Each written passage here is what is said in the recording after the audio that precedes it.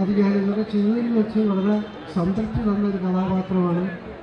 ഒപ്പം ജോമോനൊക്കെയാണ് അതിൻ്റെ പ്രധാന നായകൻ.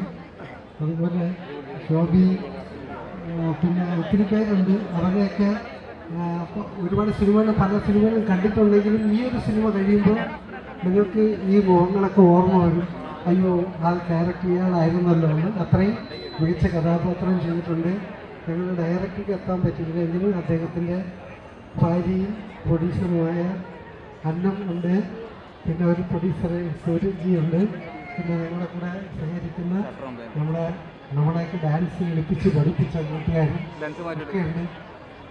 അപ്പോൾ നിങ്ങളുടെയൊക്കെ ഇപ്പോൾ ഈ വജ്ര 2026 മോക്ഷയുടെ